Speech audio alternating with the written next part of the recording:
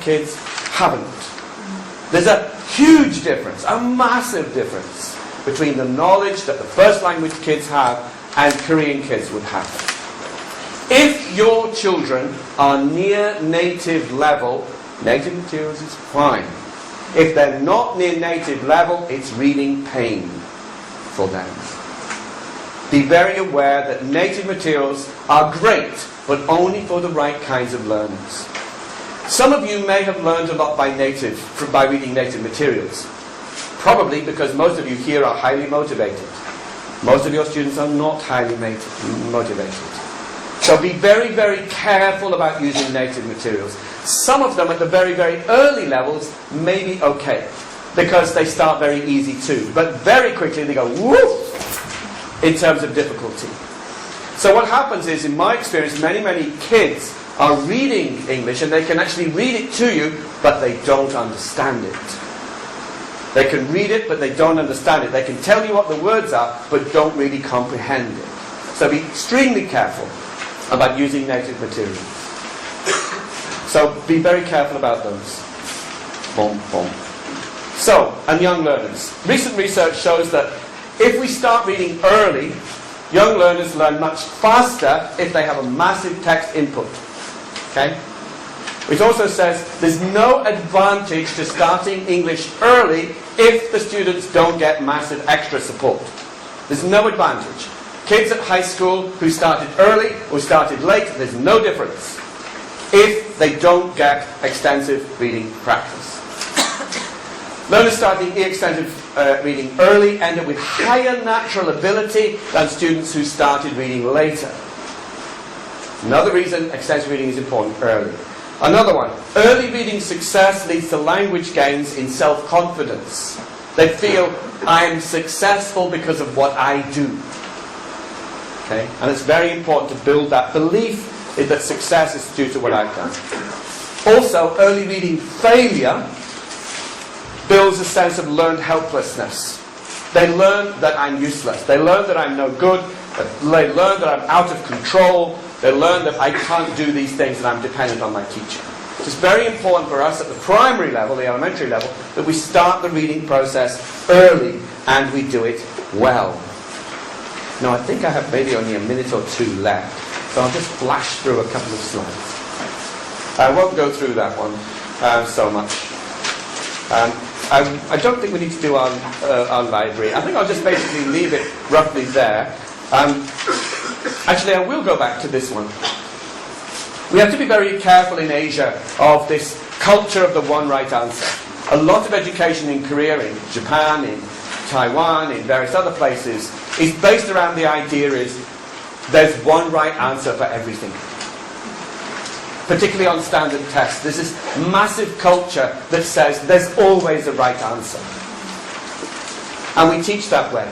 The problem with that is teaching wrong right answer is knowledge building. Telling them, the date of something or about history or telling about words is about knowledge. It's not about the process of learning. The process of learning. If we always teach kids that the idea is that they have to always be right, you have to be right all the time, then kids don't get the chance to be wrong and to learn by being wrong. The process of learning is about making mistakes. Also, the culture of the one right answer denies them the chance to fail and to learn from failure. It undervalues taking risks and resourcefulness. If they always need to be right, they will not take risks with anything. Yeah? And will not build resourcefulness. They won't know what to do by themselves. So it can develop cautious kids, focused on memorized details, who cannot think on their feet. The culture of the one right answer develops this belief system inside kids. We've got to be very careful about that. It also denies them the opportunity for kids to learn through experimenting with ideas or playing with reading. Learning through these things. It doesn't allow for creativity because there's only one answer, and doesn't foster cooperative learning and social interaction, because one right answer culture is basically teacher directed and so on. So extensive reading can help break this cycle by students reading at their own level, reading what they want to read in their own way. And they can interact with other kids, explaining what it is that they're reading and how they enjoy their reading. And I'll leave that there. Thank you.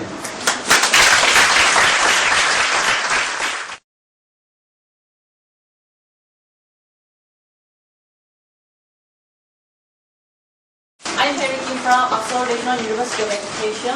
Actually, I'm one of the advocates of extensive reading. Thank you. And but I, experiment with a lot of children with using actually authentic materials which are written for native speakers.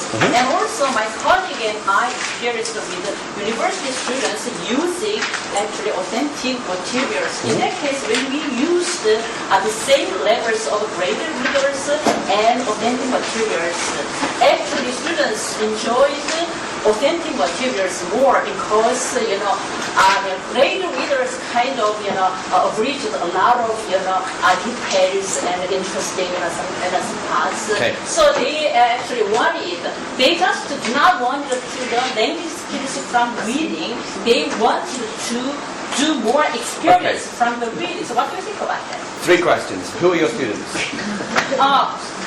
Are they kind of like average Korean students or high-level students? Or?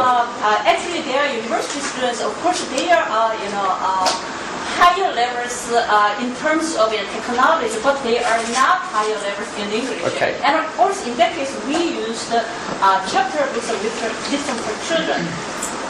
But still, So your university students reading kids' material? Not quite the kid materials. Actually, chapter books are written for teenagers. Okay, so what you're saying is that your students are 20, something like that, right?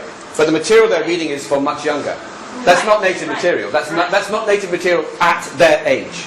Right. Okay, I'm talking about native material at your age. But then what do you think about if it's a little bit the target age is a little bit lower, but still the problem that you've got with native materials is unless the students have enough knowledge, it's basically noise for them. Because native materials will have a very rich vocabulary with tens of thousands of different words in there. If they can read it smoothly and quickly and fine, they will build their reading speed. Remember what I'm trying to say here. My point is they need to build reading speed. They need to build and meet lots and lots of language. My suspicion is your students probably don't understand as much as you think they do. This is my experience with other Korean students, experience in Taiwan, experience in Japan, experience in Malaysia, experience in Brazil, that for the majority of students look like they can read, but actually can't read quickly, enjoyably, with high levels of comprehension. They can decode it. Yes, they may enjoy it. They may certainly enjoy it. But for most students, native level materials will be too difficult for them. There's too much lack of control of vocabulary. The research on this is a recent piece of research on this.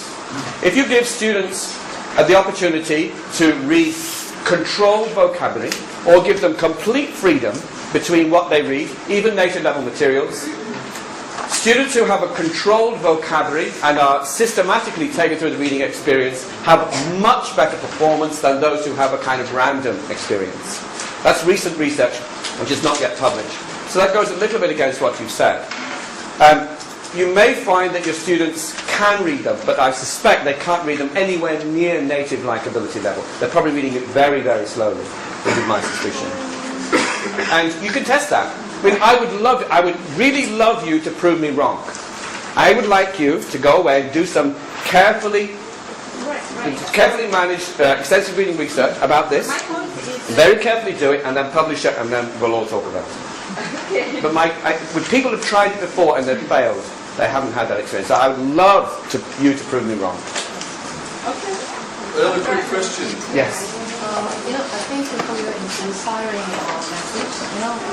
For you to check out the improvement in the words, what kind of test did you use?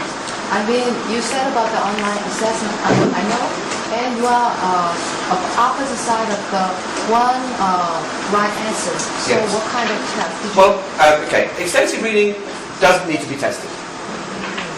You don't have to test everything. This is again one of the major issues we get in Asia. Many, many teachers believe anything I do in class must, therefore, necessarily, without question, be tested. But And my advice is, don't bother. How can you You measure don't that? have to. But you suggest, results. Yes, if you wish to. Well, we have a distinction here. You don't have to test them, and my advice is don't. I know. But what you can do, you can test them, you can give them individual tests. The problem is that the test will be different for each student. So the Moodle Reader thing is a good thing. But we have to be careful.